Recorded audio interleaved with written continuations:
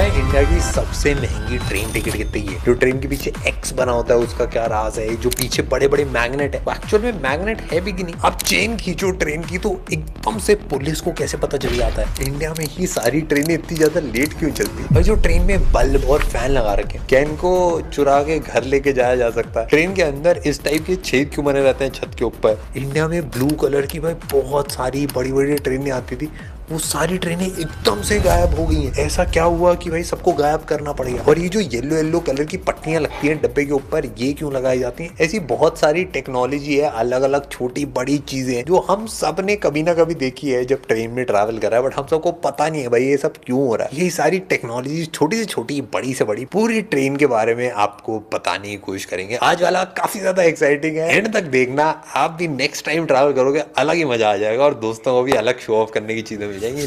Let's go. India का जो rail network है वो दुनिया का 4th लार्जेस्ट है और काफी ज्यादा पुराना भी है। इंडियन रेलवे 1853 में बना था। 68,000 किलोमीटर तक ये फैला हुआ है। 22,500 से भी ऊपर ट्रेन रोज चलती हैं। 24 मिलियन लोग रोज ट्रैवल करते हैं इन ट्रेनों से, और उसके साथ साथ 203 मिलियन टन का सामान रोज इधर से उधर करा जाता है। ये हमारी कंट्री की एक बहुत बड़ी लाइफलाइन है। ये ट्रेन के पीछे दो अलग अलग जो बड़े बड़े मैग्नेट लगाए जाते हैं, ये एक्चुअल में मैग्नेट है ही नहीं, इनको साइड बफर बोला जाता है। देखने में मैग्नेट जैसा लगता है कि भाई दोनों डब्बों को यही चिपका के आपस में एक दूसरे से जोड़ के चल रहे हैं, बट एक्चुअली चिपकाने का काम ही नहीं करते। ये सस्पेंशन की तरह काम करते हैं, जैसे हमारी बाइक के अंदर और गाड़ियों के अंदर सस्पेंशन होता है। और जोड़ने का जो एक्चुअल काम है वो स्क्रू कपलिंग होती है। बेसिकली 2 हुक लगा लेते हैं बीच में, वो ये काम करती है। बट आपने देखा होगा ये सारा हटा दिया, अब है ही नहीं वो सिस्टम पूरा। अब बीच में एक सिंगल बफर रहता है, और ये चेंज इसलिए करा गया कि जो 2 साइड बफर रहते थे तो उससे दिक्कत होती थी कि भाई जब ट्रेन जब भी एक्सीडेंट होता था या फिर पटरी से उतरती थी तो डब्बे एक के ऊपर एक चढ़ जाते थे और एक्सीडेंट थोड़ा ज्यादा खतरनाक होने के चांसेस रहते थे। बट जब भी बीच में अगर लगता है तो इससे साइड बाय साइड डब्बे गिरते हैं, तो अगर डीरेल भी होता है तो एक्सीडेंट ज्यादा बड़ा नहीं रहता। हमने ऐसे बल्ब लगे देखे हैं, पंखे लगे देखे हैं, अब सबका मन करता है कि भाई निकाल के घर ले जाए क्या। पहले क्या करते थे लोग ना, उठा के ले भी जाते थे, पंखे उठा के ले गए, लाइट उठा के ले गए, मग्गा उठा के ले गए। तो मग्गे से तो आप धो लोगे, बट लाइट आपका धोती। जैसी एक तो लाइट आप निकालो उसमें रिस्क बहुत ज्यादा रहता है, क्योंकि ये जो करंट होता है वो डीसी करंट चलता है। अगर आपके कोई तार चिपक गई तो आप एक लाइट के चक्कर में आपकी बत्ती गुल हो जाएगी, और घर पे पंखा लाइट आप ले भी जाओ वो चलेगा नहीं घर पे, क्योंकि वो डीसी पावर पे चलता है। और डीसी पावर जो कार की बैटरीज में यूज होती है, ट्रक की बैटरीज में यूज होती है, वो सिमिलर पावर होती है। और ट्रेन में भी आप बोलोगे यार ये ऊपर तारें तो लग रखी हैं, बट उन तारों से एक्चुअल लाइटें नहीं जलती। पूरी ट्रेन में पीछे एक जनरेटर कार जो होती है उसके अंदर सारा माल मसाला होता है, उससे एक्चुअल बिजली आपके सारे डब्बों तक पहुंचाई जाती है। एक चीज और नोटिस करी होगी आपने कि भाई रात में फोन चार्ज करने से मना करा जाता है ट्रेन के अंदर। आपको लग रहा हो रात में ऐसा क्या हो रहा है? हमारी जितनी भी अप्लायंसेस हैं, जैसे मोबाइल्स हैं, लैपटॉप्स हैं, इन सबको एसी करंट से चार्ज करने के लिए बनाया जाता है। बट जब इनको डीसी में लगा दिया जाता है, जो रेलवे में आता है, इसमें होता है कि हीट भी थोड़ा ज्यादा प्रोड्यूस कर सकता है, और हो सकता है आपका फोन खराब भी हो जाए, और हो सकता है फट भी जाए। तो इसीलिए रात में अवॉइड करने के लिए बोलते हैं। थोड़े थोड़े टाइम के लिए डीसी से चार्ज करने में कोई दिक्कत नहीं। ज्यादा लंबे टाइम तक अगर आप डीसी करंट से अपना फोन चार्ज करते हो या लैपटॉप चार्ज करते हो तो आपका फोन भी डैमेज हो सकता है और आसपास वाले लोग भी डैमेज हो सकते हैं। ऊपर की तरफ आपने देखा होगा भाई स्पीकर के ना ऐसे छेद से बना रखे हैं भाई, गोल गोल से। समझ नहीं आता लोगों को भाई गाना तो इससे कोई व्यवस्था नहीं है, अनाउंसमेंट हो रही है, अनाउंसमेंट कहीं और से सुनाई दे रही है। ये स्पीकर जैसी चीज असल में रूफ वेंटिलेटर है। जब भी लोग इकट्ठा हो जाते हैं चीजें एकदम बढ़ जाती हैं, ये रूफ तक वेंटिलेशन पहुंचाने के लिए काफी ज्यादा काम आता है। तो गर्म हवा जितनी भी होती है ऊपर जाती है। कभी भी आपने दूध उबाल के दूध फाड़ के देखो तो ऊपर चिपकता है मस्त। आपको लग रहा हो भाई बाहर कैसे निकलती है? बाहर की जगह ना छोटी छोटी छतरी बनाई जाती है डब्बों के ऊपर, उनके थ्रू ये हवा बाहर निकलती है। आप बोलोगे छतरी ही क्यों होती है? ये खाली छेद करने से भी तो बाहर निकल सकती थी। छेद करने से दिक्कत ही आती है कि ऊपर से बारिश भी अंदर आ सकती और बाहर से फेंकी चीजें भी अंदर आ सकती है। ये जितनी भी ट्रेनें बनाई गई हैं इनको बहुत सोच समझ के इतने सारे पैसेंजर्स के लिए बनाया गया है, और ये सालों सालों तक चलती हैं, तब भी ये खराब नहीं होती। तो एक्चुअल भाई थोड़ी टेक्नोलॉजी इन सब में यूज करी गई है, जो भाई अभी तो स्टार्ट ही करी है हमने। कभी आपने सोचा है कि जो चेन होती है हर डब्बे के अंदर, इस चेन को खींच के भाग जाए तो क्या होगा? किसको क्या ही पता चलने वाला है। और ये चेन बनाई भी क्यों है? देखो ये चेन इमरजेंसी की तरह बनाई। आपकी ट्रेन छूट रही है, ये इमरजेंसी नहीं है। या फिर आपके घर वाले पीछे रह गए, वो भी नहीं। बट बेसिकली कोई भी करंट लगा, कोई भी गिरने का चांस है या फिर कुछ भी मिसहैपनिंग होने से बच जाए या फिर हो गई है, तो उसके लिए चेन बनाई गई है। और काफी सारे लोगों को लगता है इसको खींच के भाग जाएंगे तो पता नहीं चलेगा। जैसे ही ये चेन खींचती है, अंदर से शायद आपको बिल्कुल ना पता चले भाई कौन से डब्बे में किस बंदे ने चेन खींची। और डब्बे के बाहर एक वाल्व लगा होता है, जैसे ही चेन खींचती है वो वाल्व नीचे हो जाता है और बहुत जोर से गैस निकलने की आवाज आती है। और जो ट्रेन का ड्राइवर होता है वो काफी तेजी से हॉर्न बजाने लगते हैं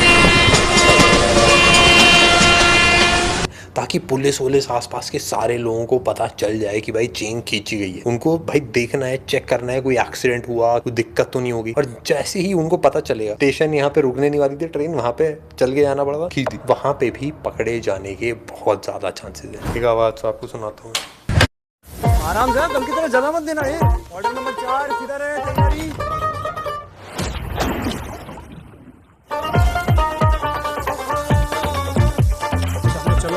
जिंदगी के रियल हीरोज का विश्वास, Oppo F29 series, the durable champion.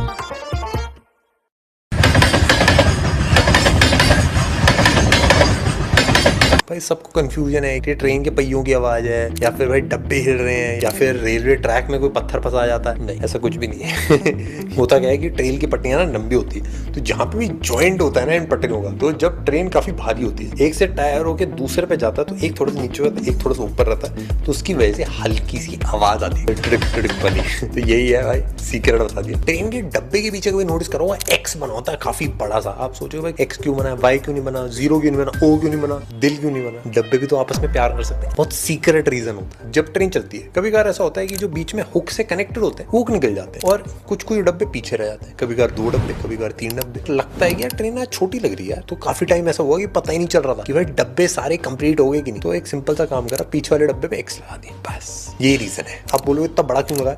इतना बड़ा इसलिए लगाया ताकि ट्रेन दूर तक भी जा रही है, ट्रेन आगे हो चाहे पीछे हो, भाई अच्छे से पता चल जाए। कोई यहाँ टावर से देख रहा हो, कोई हवाई जहाज से देख रहा हो, सबको बताओ लास्ट डब्बा हो गया भाई ट्रेन। आपने जितनी भी ट्रेन देखें उसके ऊपर लगा रखा होता है ब्लैक कलर का, इसको बोलते हैं पेंटोग्राफ। और ये जितनी भी वायर्स होती हैं वो इससे कनेक्टेड होते हैं और इसी से इंजन में भाई इलेक्ट्रिसिटी जाती है और इसी इलेक्ट्रिसिटी से ट्रेन चल पाती है। बट क्या आपने कभी सोचा ये घिस क्यों नहीं रहा? ये पूरे दिन घिसती रहती हैं तारे, बट कुछ खराब नहीं हो रहा, तारे एकदम काली काली दिख रही है ऊपर। इसका एक बहुत सीक्रेट रीजन है।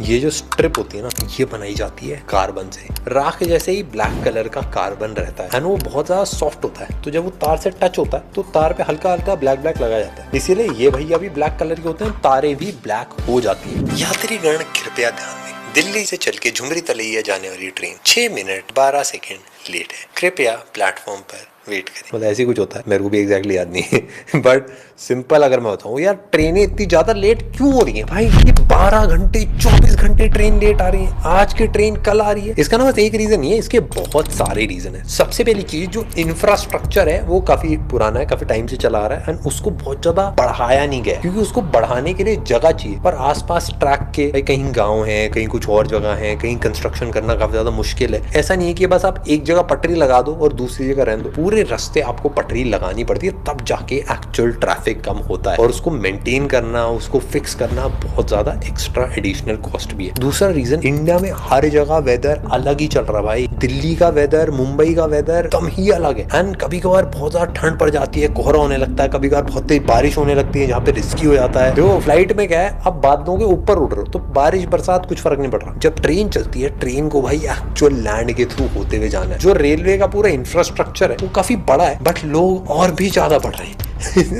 तो ये भी हमको छोटा पड़ रहा है। तो इसीलिए भाई नई नई ट्रेनें लाई जा रही हैं एंड बहुत एडवांस ट्रेनें इंडिया में चलाई जाएंगी। बुलेट ट्रेन हो, रॉकेट ट्रेन हो, भाई बहुत ज्यादा तेज चीजें चलने वाली। भाई देखो मैं आपको बताता हूँ, मैं लाल ट्रेनों में भी बैठा हूँ, फिर उसके बाद नीली ट्रेनों में भी बैठा हूँ। आपने नोटिस करा होगा नीली वाली ट्रेनें गायब हो गई भाई। कहाँ गई नीली ट्रेनें? ये अपने सुंदर दृश्य दिखाती हुई दौड़ाती थी, इधर से उधर लेके जाती थी, बट अब नहीं है। तो अब देखो आपने नोटिस करा होगा रेड और ग्रे वाले डब्बे आ गए हैं। जो पुराने वाले ब्लू कलर के डब्बे थे वो इतने ज्यादा सेफ नहीं थे। आपने नोटिस करा होगा पटरियों पे वो ज्यादा हिलते भी थे, थोड़े से शॉकर्स भी उनके इतने तगड़े नहीं होते थे। तो इसीलिए 2018 में प्रोजेक्ट उत्कृष्ट, इसके अंदर अंदर ये सारे डब्बे रिपेयर करे गए या फिर हटाए गए। काफी सारे जो रिपेयर करे गए उनको क्रीम पेंट कर दिया गया एंड अब वो दिखने में कुछ ऐसे दिखते हैं एंड किसी को पता भी नहीं चलता वो ब्लू वाले। और मैं पर्सनली बताऊं, मुझे ब्लू वाला कलर ज्यादा पसंद आता था क्योंकि ब्लू वाले कलर की अलग सी वाइब होती थी। अब क्रीम वाले कलर थोड़े से गंदे हो जाते हैं, अलग से दिखने लगते हैं। या फिर ऑरेंज पेंट हो जाए तो मजा ही आ जाए।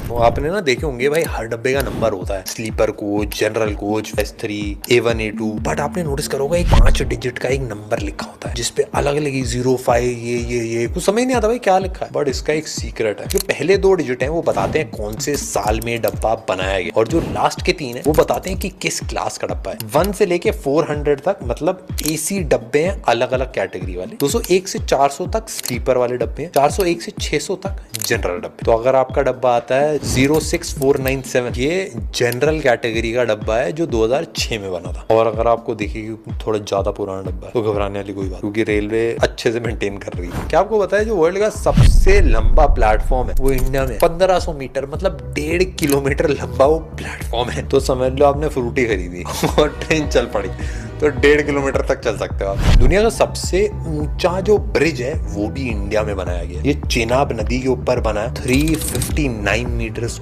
ऊंचा ये ब्रिज है और ये ब्रिज पूरी तरह 2022 में कंप्लीट हुआ था। इसमें अगर आप देखोगे व्यूज जो है वो कुछ अलग से ही आते हैं भाई, थोड़ा सा खतरनाक तो लगता है भाई दूर से देखने। क्या आपको पता है इंडिया में सबसे महंगी ट्रेन टिकट कितनी? 20,90,000 रुपए। इस प्राइस में आप एक क्रेटा खरीद सकते हो, एक ड्राइवर रख सकते हो और पेट्रोल भरवा के दिल्ली से मुंबई खुद बैक सीट पे लेट के जा सकते हो, तब भी आपको शायद सस्ता पड़े। बट ये बनाई गई है महाराजाओं के लिए। इस पूरी ट्रेन के अंदर आपको एक लिविंग रूम, 2 बाथरूम एंड एक बाथटब मिलता है। आप समझ लो आपका घर ही ट्रैवल कर रहा है दिल्ली से मुंबई, ऐसा फील होता है। एक पर्सनल वैले भी मिलता है 24/7। आप रात में ही बोलो भाई भूख लग रही है कुछ ले आओ यार, वो आ जाएंगे, सैंडविच आ जाएंगे भाई। आपको उतर के चाय नहीं लेनी पड़ेगी यार, चाय डायरेक्ट आपकी बाथटब में खुद भी पिला दें शायद। ये ट्रेन 6 रात और 7 दिन तक चलती है। दिल्ली से लेते हुए जाते हो उदयपुर, जयपुर, जोधपुर, यहाँ जगह रुकाती है, फिर आपको दिखाती है अलग अलग चीजें, फिर लेके जाती है मुंबई। ये बेसिकली काफी सारे जो फॉरेन टूरिस्ट होते हैं जिनको लग्जरी वाला एक्सपीरियंस चाहिए ट्रेन के अंदर का, उनके लिए काफी है।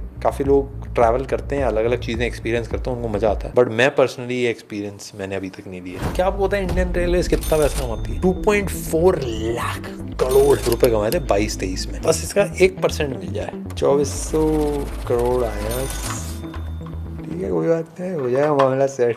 देखो एक टाइम था जब आप ट्रेन के टॉयलेट में कुछ भी सामान पैंट नीचे कर रहे हो, आपका मोबाइल लुढ़क गया तो सारा विसर्जित हो जाता क्योंकि सब खुला रहता। और उसमें एक दिक्कत और थी कि मतलब नीचे खटखट देख के ना रुक जाता था सारा जो मामला था वो, मतलब डर के मारे वो तो अब वो सीन हट चुका है। और मैं जब पहली बार प्लेन में चढ़ा था तो मुझे भी लगा था कि यार प्लेन के टॉयलेट भी ऐसे होते हैं क्या, वहां पे भी ऊपर पास आते हुए जाते हैं वो, तभी कभी यार बालिश का रंग थोड़ा सा पीला हो जाता है और मुझे पता चला कि ऐसा नहीं होता। अब ट्रेन के अंदर बायो टॉयलेट्स लगाए जा रहे हैं। ये बेसिकली एक टॉयलेट होता है इसमें वेस्ट कलेक्ट होता है और इसके अंदर बैक्टीरिया जो होते हैं वो सारे वेस्ट को कन्वर्ट करते रहते हैं बायो कंपोस्टेबल चीजों में और गैस बना के उड़ाते रहते हैं, तो इनको क्लीन करने की भी जरूरत नहीं पड़ती। क्या जबरदस्त आइडिया बनाया भाई। क्या आपने कभी सोचा है जैसे 2 ट्रेनें सामने आती रहती है आपस में टकरा क्यों नहीं जाती, या फिर एक के पीछे एक टक्कर क्यों नहीं हो जाती? ऑटोमेटिक कैसे पता चल जाता है ट्रैक चेंज करना है, कौन सी ट्रेन कहाँ से जा रही है? क्योंकि काफी टाइम ये होता है कि मतलब एक ट्रेन सेम ट्रैक से इस तरफ जा रही है राइट में और सेम ट्रैक से दूसरी ट्रेन लेफ्ट जा रही है, तो ये आपस में टकरा क्यों नहीं रही है? तो इसका एक रीजन, एक ऑटोमेटिक ब्लॉक सिग्नलिंग सिस्टम होता है। जब तक एक ट्रेन एक पर्टिकुलर डिस्टेंस कवर नहीं कर लेती तब तक दूसरी ट्रेन को सिग्नल नहीं मिलता आगे जाने का। तो 2 ट्रेन के बीच में एक डिस्टेंस रहता है एक मिनिमम, तो समझ लो 2 ट्रेनें जा रही है, ठीक है,